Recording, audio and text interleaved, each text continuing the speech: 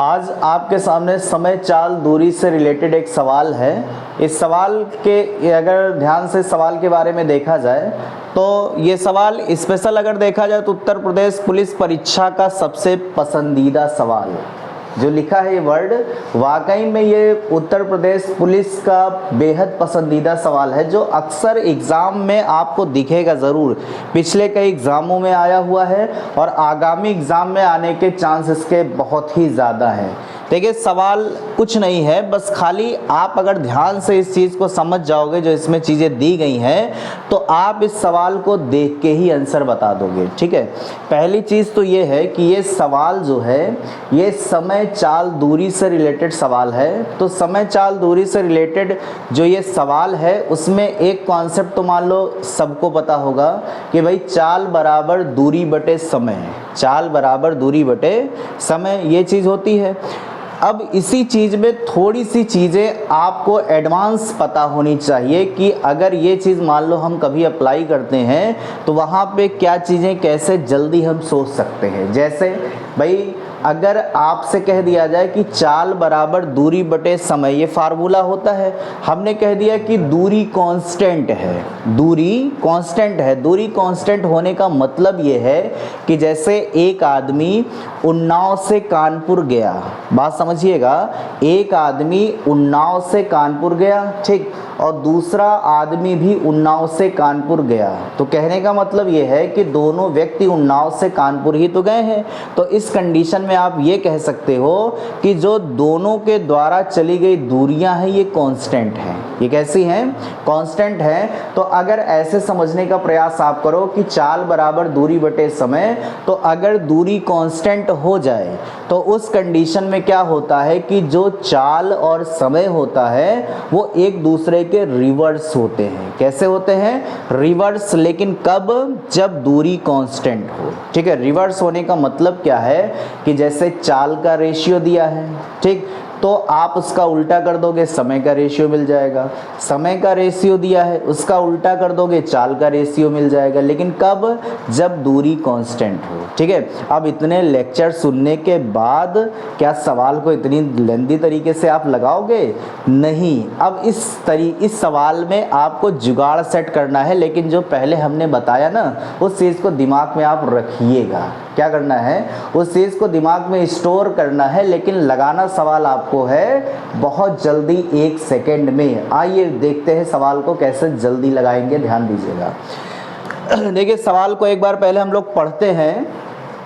लिखा है कि एक व्यक्ति को एक निश्चित स्थान पर नियत समयानुसार पहुंचना है। ठीक है, फिर लिखा है उसे पता चलता है कि यदि वह 3 किलोमीटर पर घंटे की गति से चले तो 20 मिनट देरी से पहुंचता है। ठीक, फिर आगे क्या लिखा है? अब आगे लिखा है यदि वह 4 किलोमीटर पर घंटे की गति से चले तो 10 मिनट पहले पहुंचता है, ऐसा लिखा है। फिर आपसे कहा गया उस व्यक्ति को कितनी दूरी चलनी है या कितनी दूरी तय करना है, ये आपसे सवाल में पूछा गया है। ठीक है, देखिए बहुत ही आसान सवाल है, बस एक लाइन में आप आंसर इसका दे सकते हैं। कैसे? देखिए सबसे पहली चीज तो ये दी है, ये ऊपर आपको हम ये कॉन्सेप्ट एक बार दिखा दे रहे हैं, चाल बराबर होता है दूरी बटे समय। ठीक है, अगर दूरी कांस्टेंट हो जाए तो इस कंडीशन में जो वेलोसिटी और टाइम होता है वो एक दूसरे के रिवर्स होते हैं। ये चीज आपको दिमाग में रखनी है। ठीक है, इसी से आप सवाल यहाँ पे देख सकते हैं। कैसे? देखिए लिखा है कि अगर एक व्यक्ति, जैसे आपको एक बार फिगर से भी हम आपको यहाँ पे दिखा देते हैं, कहने का मतलब है कि इस व्यक्ति को यहाँ से यहाँ तक जाना है। ठीक है, यहाँ से यहाँ तक इस व्यक्ति को जाना है, कभी किसी चाल से जाएगा कभी किसी चाल से जाएगा, ये 2 कंडीशन यहाँ पे दी है। ठीक है, तो इसको ना बनाते हुए आप डायरेक्ट सवाल को सोच सकते हो। कैसे? लिखा है कि एक व्यक्ति 3 किलोमीटर पर घंटे की चाल से जब चलता है तो 20 मिनट देरी से पहुंचता है। तो कहने का मतलब है कि अगर 3 किलोमीटर पर घंटे की चाल से गया तो 20 मिनट देरी से पहुंचेगा, तो इसका कहने का मतलब मतलब ये है कि उसे 20 मिनट समय ज़्यादा लगा। तो 20 मिनट समय ज़्यादा लगा तो इसको आप लिखेंगे +20, ठीक है, और बगल में m बना दिया तो इसको आप समझिएगा मिनट, ठीक है। फिर इसके बाद क्या लिखा है अगर 4 किलोमीटर पर घंटे की चाल से गया है तो 10 मिनट पहले पहुंच जाता है, इसका मतलब उसे 10 मिनट कम लगा। क्या लगा? 10 मिनट कम लगा। तो 10 मिनट कम लगने का मतलब है कि -10 मिनट हो गया। क्लियर है? अब अगर आप ध्यान से देखो तो ये वेलोसिटी की कंडीशन दी है, अगर आप इसको उल्टा कर दोगे तो यहाँ से आपको समय का रेशियो मिल जाएगा। तो पहले के द्वारा अगर समय देखा जाए T1 रेशियो T2 तो यहाँ से आपको डायरेक्ट 4 और 3 का मिल जाएगा। भाई वेलोसिटी का अगर वेलोसिटी के बारे में देखा जाए तो 3 और 4 है, तो इसका मतलब समय इसका उल्टा हो जाएगा। क्यों? क्योंकि दूरी कांस्टेंट है। अब दूरी अगर कांस्टेंट है तो जो वेलोसिटी की कंडीशन दी है इस कंडीशन को उल्टा कर दोगे तो आपको समय की कंडीशन मिल जाएगी। क्लियर? अब इस कंडीशन में आपको क्या करना है, बस समय का डिफरेंस निकालो, आंसर आपको मिल जाएगा। भाई यहाँ पर समय में कितने का डिफरेंस है, जब दोनों को घटाएंगे तो यहाँ पर समय का डिफरेंस मिलेगा 30 मिनट का। कितने का? 30 मिनट का। और जब यहाँ पर रेशियो में घटाएंगे तो कितने का? 1 का। इसका मतलब 30 मान किसका है? 1 का। अब आप चाहे पहला समय निकाल लो चाहे दूसरा, दोनों से आंसर आपको मिल जाएगा। जैसे अगर पहला समय निकालें तो गुणा किससे करेंगे? 4 से। 4 से गुणा करेंगे तो कितना आ जाएगा? 30 चौक 120 मिनट। 120 मिनट का मतलब कितना हो जाएगा? 120 मिनट का मतलब हो जाएगा 2 घंटा। कितना घंटा? 2 घंटे।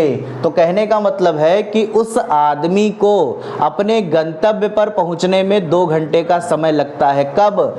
जब वो चलता है किस चाल से?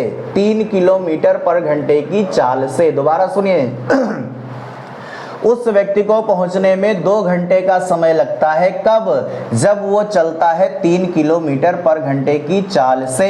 तो कहने का मतलब है कि 1 घंटे में जाता है कितना?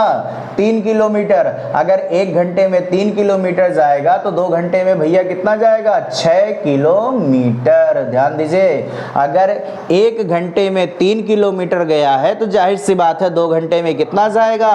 6 किलोमीटर। तो इसका मतलब जो इसका आंसर आ जाएगा वो आंसर आ जाएगा डी। डी कितना है? 6 किलोमीटर।